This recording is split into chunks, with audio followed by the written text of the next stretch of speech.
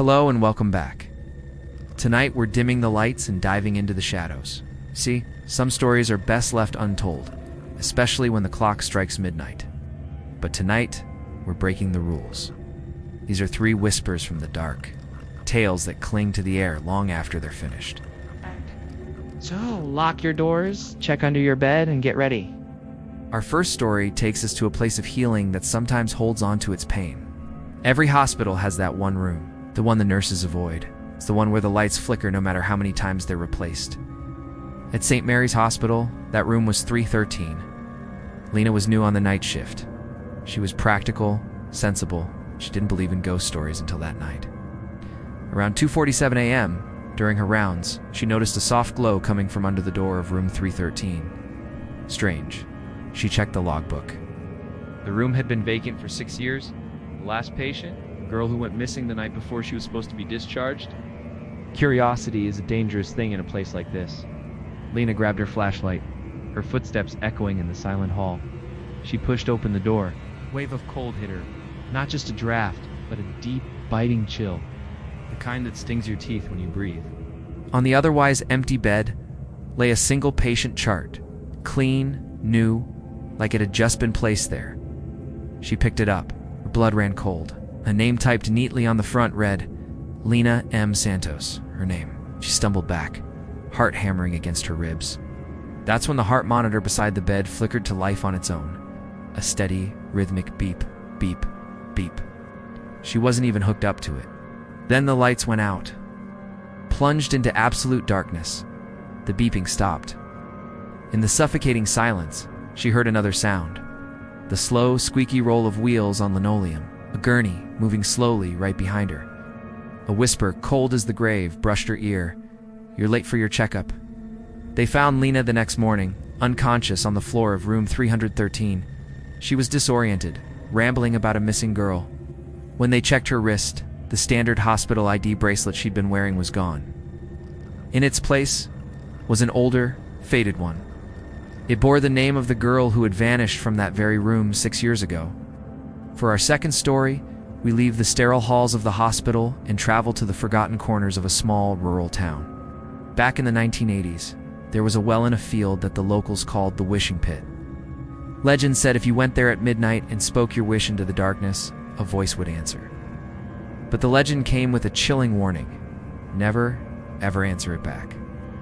One humid summer night, a group of teenagers, full of bravado and cheap beer, dared each other to go. They huddled around the stone circle, laughing nervously as they whispered their wishes into the blackness.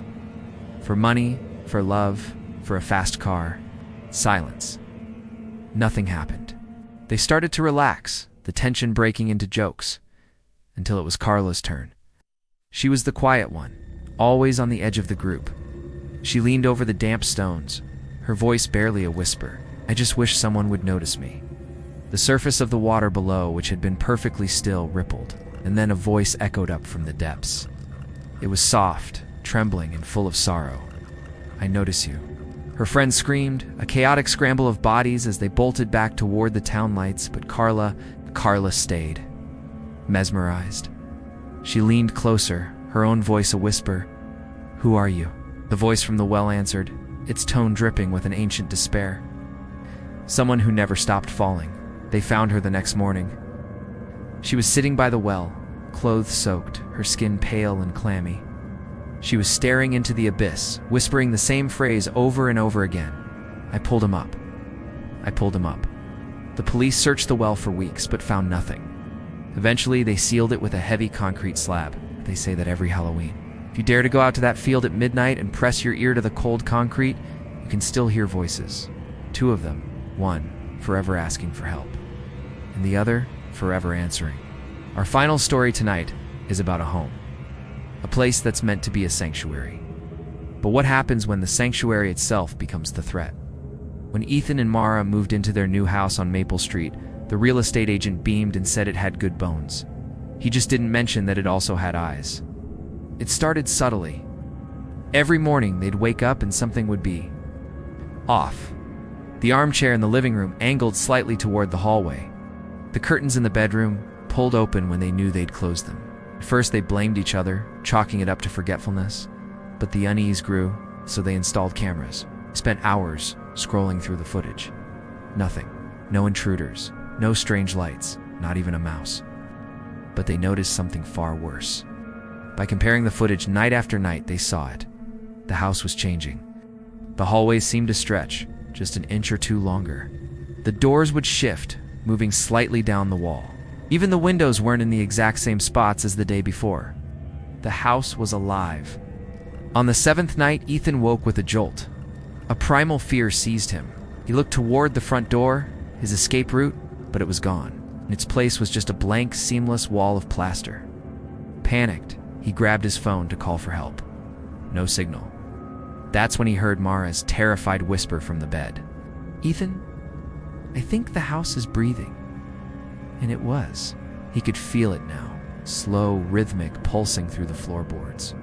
The walls seemed to expand and contract, like the ribcage of some colossal sleeping beast. Then, every light in the house went out simultaneously. In the pitch black, something new appeared. Dozens of eyes opened across the wallpaper, glowing with a faint, predatory light. And from the shadows, a voice deep and wet and ancient whispered throughout the entire house. "You moved in, now it's my turn."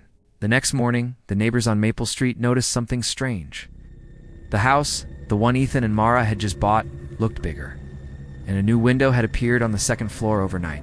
A window that wasn't there before. If you look closely, if you stand across the street and squint just right, some say you can still see two faces, forever screaming in silence behind the glass.